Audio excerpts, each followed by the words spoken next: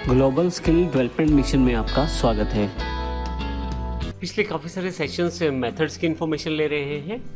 इस सेशन में भी हम मेथड्स को ही कंटिन्यू करने वाले हैं। इस सेशन में बात करने वाले हैं मेथड का नाम किस प्रकार रखा जाता है और कौन कौन से नियम हैं जिसके आधार पर हम मेथड के नाम को रखते हुए ध्यान रखें। तो सबसे पहले बात करते हैं मेथड का नाम कहाँ पे आ रहा है। जैसे हमने पहले भी डिस्कस किया, पब्लिक, स्टैटिक, वॉइड, इन तीन चीज़ों के बारे में हम डिस्कस कर चुके हैं। जो मेन है यहाँ पे वो मेथड का नाम है। यदि मैं यहाँ अपने यूज़र डिफाइंड मेथड में आऊँ तो पब्लिक स्टैटिक इंटीजर के पश्चात शो कैलकुलेशन, यह मेरे मेथड का नाम है जिसमें मैंने कुछ वर्कआउट किया है। लेकिन इस पूरे के पूरी स्टेटमेंट्स को एग्जीक्यूट करने के लिए मुझे इसी नाम की प्रयोग करना पड़ता है। लेकिन नाम रखने से पहले हमें कुछ बेसिक जानकारी होनी चाहिए कि मेथड का जो नाम होता है वो केस सेंसिटिव होगा, अर्थात बड़े और छोटे अक्षरों में भेद होने वाला है।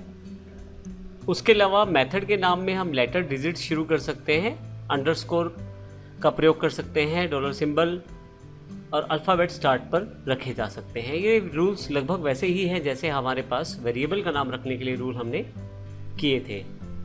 इसके साथ ही कुछ कैरेक्टर्स ऐसे हैं जो आप अलाउड नहीं हैं, जैसे वाइट स्पेस। आप यदि नाम बड़ा है, जैसे शो कैलकुलेशन बड़ा नाम है, तो मैं शो और कैलकुलेशन के बीच में स्पेस नहीं रख सकता। इसी के साथ मैं कुछ स्पेशल कैरेक्टर्स नहीं यूज़ कर सकता नाम रखने में, जैसे स्टार, सेमीकोलन, कोमा इत्यादि। मेथड का नाम कोई भी कीवर्ड नहीं होना चाहिए, अर्थात जो वर्ड्स पहले से रिजर्व होते हैं लैंग्वेज के, उनमें से कोई भी नाम नहीं होना चाहिए। और यदि आप मेथड का कोई बड़ा नाम रखना चाहते हैं तो कैमल केसिंग का यूज़ करें। ऐसे केस में सबसे पहले छोटे अक्षरों से शुरू करें मेथड का नाम, और जहाँ पे आपका जो वर्ड है वो चेंज होता है वहाँ एक अल्फ़ाबेट लगाएं। जैसे शो कैलकुलेशन में मैंने सी को बड़ा किया है। आइए देखते हैं name example dot Java program को, जिसमें हम जानेंगे किस प्रकार से मेथड की नेमिंग की जाती है और कौन कौन से बेसिक रूल को फॉलो हमें करना है। मैंने यहाँ पे नेम एग्जाम्पल डॉट जावा पहले से ही फाइल ओपन कर ली है, जो मेरे पास एक्सरसाइज की लिस्ट में पहले से अवेलेबल है।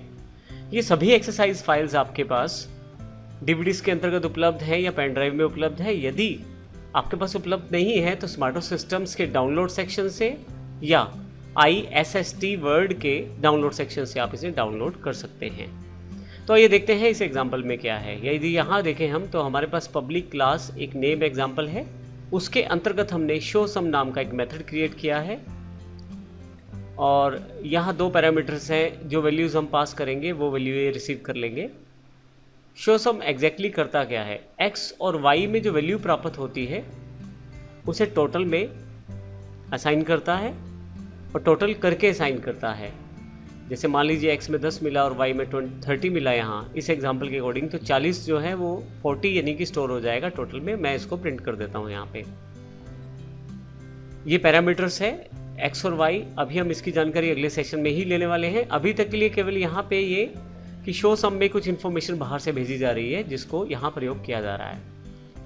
ये जो सेशन है ये हमारा मेथड के नाम से रिलेटेड है। तो आइए देखते हैं किस प्रकार से हम नेमिंग वर्कआउट कर सकते हैं। सबसे पहले तो देखिए, अभी आप किसी अगर मेथड को कॉल करना चाहते हैं तो वही नाम आपके पास काम आने वाला है। यहाँ शो सम है और शो सम को मैंने यहाँ पे कॉल किया है क्योंकि यह नॉन स्टैटिक मेथड है और इसे मैं स्टैटिक मेथड के अंतर्गत कॉल कर रहा हूँ। तो सबसे पहले मुझे ऑब्जेक्ट बनाना पड़ेगा। तो इसके लिए मैंने अपनी क्लास का एक ऑब्जेक्ट बनाया है, नेम एग्जाम्पल का ओबीजे डॉट शो सम किया है और दो वैल्यूज़ पास कर दी है 10 और 30। 10 एक्स को रिसीव होगा और 30 जो है वाई को रिसीव होगा।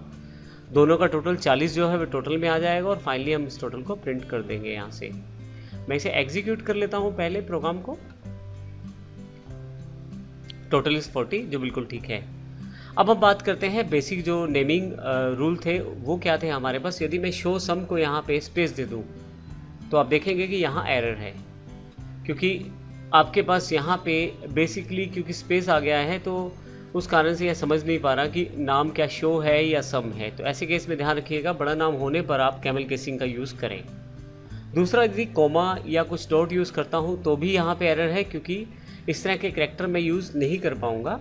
हालांकि मैं अंडरस्कोर का प्रयोग कर सकता हूँ।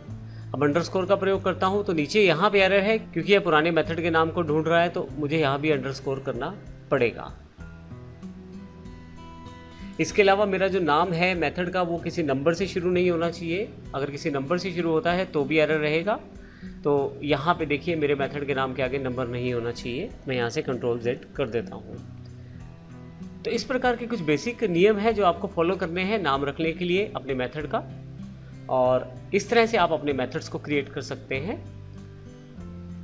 अगले सेशन में हम जानकारी लेने वाले हैं पैरामीटर्स की, और देखेंगे किस प्रकार से पैरामीटर्स जो है या एक्स्ट्रा इन्फॉर्मेशन जो है पास की जाती है किसी मेथड को, और किस प्रकार से उसका प्रयोग किया जा सकता है। धन्यवाद।